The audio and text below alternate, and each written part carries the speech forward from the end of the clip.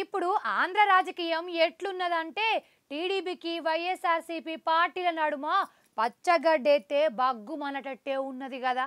ఇటు టీడీపీ లీడర్లు ఊకుంటలేరు, అటు వైఎస్ఆర్సీపీ లీడర్లు ఊకుంటలేరు. ఐసికి తైషి నడుస్తున్నది. మళ్ళా మరి ఇసోంటి టైంలా పక్క పార్టీ అధ్యక్షుడు జగన్ సారు ఏమంటున్నాడో ఒక్కసారి ఇందాం పాండ్రి.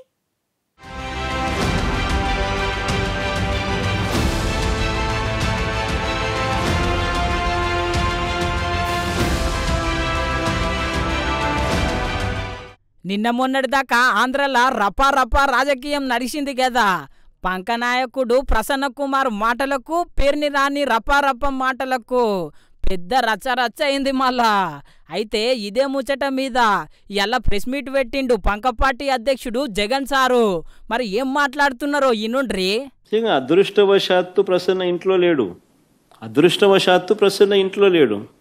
ఒకవేళ ప్రసన్న ఇంట్లో ఉండుంటే దాడి చేయించిన ధ్వంసం చేసిన ఎమ్మెల్యే మీద కానీ వారి మనుషుల మీద కానీ ఎలాంటి చర్యలు లేవు, ఎలాంటి అరెస్టులు లేవు. కానీ పోలీసులు తిరిగి ప్రసన్న మీదనే ఎదురు కేసు పెట్టినారు. బాధితుడి మీదనే తిరిగి ఎదురు కేసు. పోలీసులు సమక్షంలోనే ఇవన్నీ జరుగుతాయి. పోలీసులు చూస్తూ ఊరుకుంటారు. ఒక అరెస్టు ఉండదు, తర్వాత ఎటువంటి చర్యలు ఉండవు. తిరిగి మళ్ళీ ఎదురు కేసులు, బాధితుల మీదనే ఎదురు కేసులు.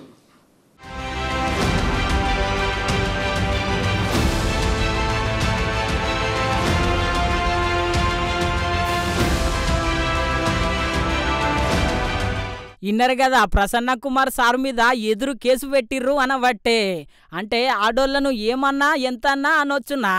రేణుగుంట దగ్గర మెస్లో పిహెచ్డి నేర్చుకున్నావు,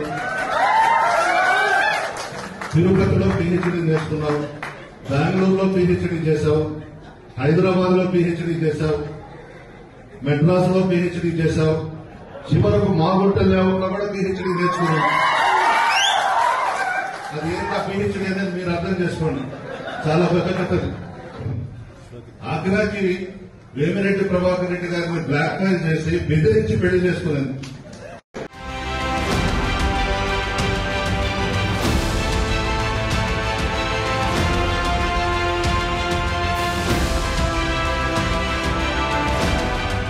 ఇంతకీ మొన్న అన్న మాటలు ఇనలేనట్టుండు జగన్ సారు.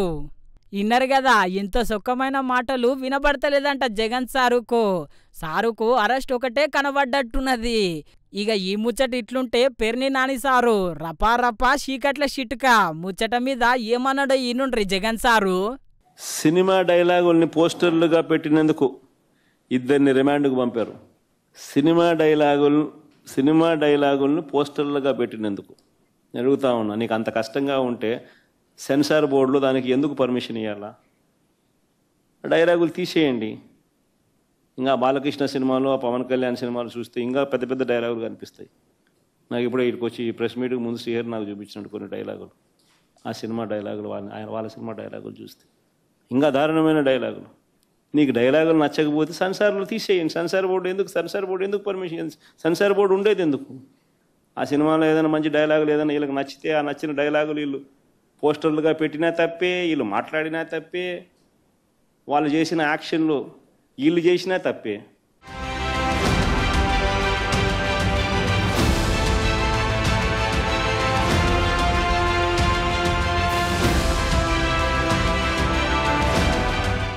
ఇన్నరు కదా, ఆ సినిమా డైలాగులు మేము కొట్టినాం, అందులో తప్పేమున్నది అనబట్టే.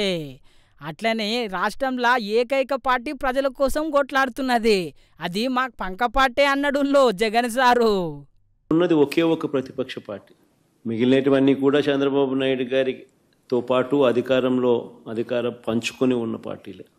టీడీపీ అయినా, బీజేపీ అయినా, జనసేన అయినా అన్నీ కూడా అధికారంలో భాగస్థులై అధికారంలో ఉన్న పార్టీలు. రాష్ట్రంలో మిగిలి ఉన్నది ఒకే ఒక్క ప్రతిపక్ష పార్టీ, వైఎస్ఆర్ కాంగ్రెస్ పార్టీ.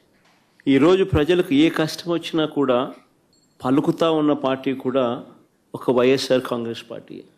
అధికారం కోసం చంద్రబాబు నాయుడు చేసిన మోసాలు, ఆయన సూపర్ 6, ఆయన సూపర్ 7 సహా 143 హామీలు తానిచ్చి అడ్డగోలుగా ప్రజలను మోసం చేసి అడ్డగోలుగా తాను పరిపాలన చేస్తూ ఉన్న ఈ సంవత్సర కాలంలో తన మోసాలను ఎండకడుతూ తనను ప్రశ్నిస్తూ ఉన్న పార్టీ కూడా ఒకే ఒక్క వైఎస్ఆర్ కాంగ్రెస్ పార్టీ మాత్రమే.